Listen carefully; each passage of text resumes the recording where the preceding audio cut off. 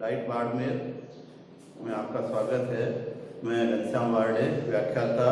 आज अपन आनुवांशिकी के अंदर मेंडल के द्वारा दिए गए नियमों के बारे में पढ़ेंगे। तो मेंडल के द्वारा अपन ने पहले आनुवांशिकी के बारे में पढ़ा।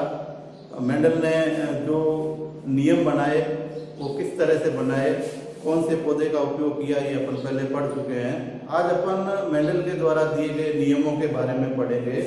तो मेंडल ने वंशावृद्धि के 3 नियम जो है हमें दिए।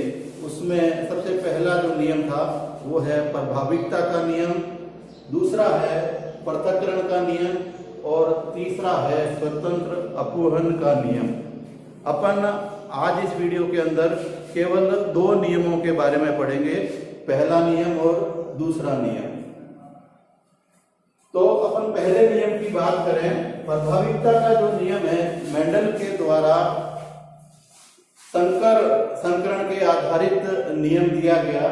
इस नियम के अंदर किसी पौधे के एक लक्षण के समयुग्मी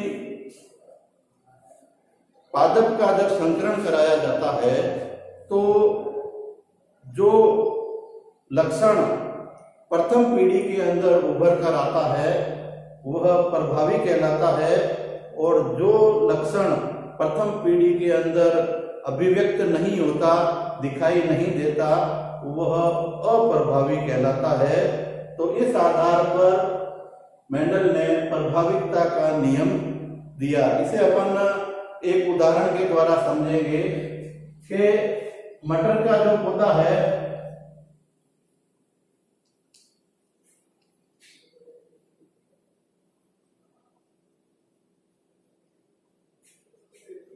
मटर के पौधे के समयुग्मी जो पादप हैं उसके अगर अपन लक्षण को 2 तरीके से अपनाएं, ये अपने पादप के प्रभावी लक्षणों को जो लक्षण दिया है वो दिया है लंबापन, लंबे, और ये जो पौधा है वो है बोना।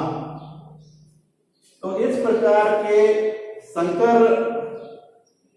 संक्रमण के अंदर जब अपन इन 2 पादपों को, ये समयुग्मी पादप है, दोनों में युग्मक समान है, आप देख रहे हैं इसमें 2 कैपिटल टी है, दोनों युग्मक समान है, इसे समयुग्मी कहा जाता है। और ये एक लक्षण है समयुग्मी जो स्मॉल टी के द्वारा बताया गया है, ये है लक्षण बोनेपन का।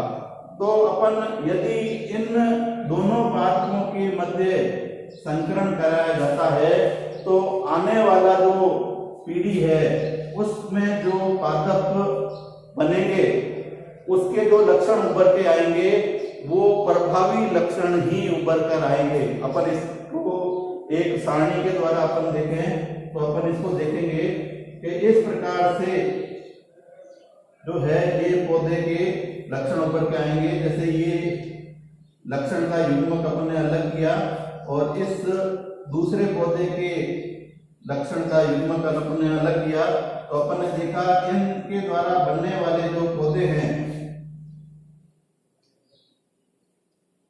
वो आप देख रहे हैं कि ये जो पौधे F1 पीढ़ी के अंदर आए हैं, पहली पीढ़ी में आए हैं, वो सभी पौधे आप देख रहे हैं कि सभी पौधे एक जैसे हैं। इसके अंदर जो युग्मक है इस युग्मक को विषम युग्मजी कहा जाएगा, विषम युग्मजी। और इसके अंदर ये कैपिटल टी जो है यह प्रभावी लक्षण उभर कर आता है और ये सभी पौधे लंबे होंगे, इसमें ये गुण प्रकट नहीं होगा। तो इसी को मेंडल के द्वारा प्रथम नियम के अंदर बताया गया है कि सभी पौधे हमें लंबे प्राप्त होंगे और ये लक्षण प्रभावी होने के कारण इस नियम को प्रभाविकता का नियम कहा जाता है। तो F1 पीढ़ी के अंदर जो है सभी पौधे जो है लंबे प्राप्त होंगे। तो ये पहले नियम को इस उदाहरण के द्वारा मेंडल ने जो है हमें दर्शाया कि वही गुण अभिव्यक्त होते हैं जो प्रभावी प्रभावी होते हैं। तो इसमें ये लंबेपन का जो गुण है वो प्रभावी है और सभी पौधों के अंदर ये दिखाई देता है। दूसरा जो गुण है बौनेपन का, वो इस पीढ़ी के अंदर वह दिखाई नहीं देगा। तो इसके आधार पर मेंडल ने प्रभाविकता का नियम जो है, अनुवांशिकता का पहला नियम, प्रभाविकता का नियम जो है बताया।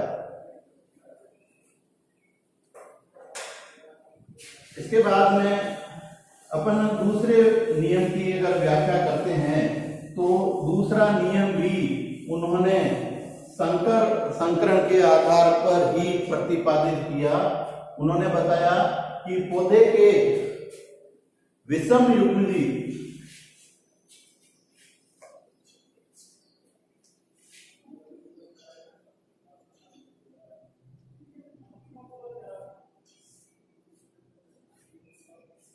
का संकरण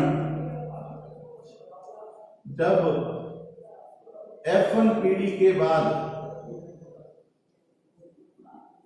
करवाया जाता है तो विषम युग्मजी के युग्मक अलग होकर अपने लक्षणों को प्रदर्शित करते हैं। इस नियम को पृथक्करण का नियम कहते हैं। जैसे अपन ने देखा कि प्रथम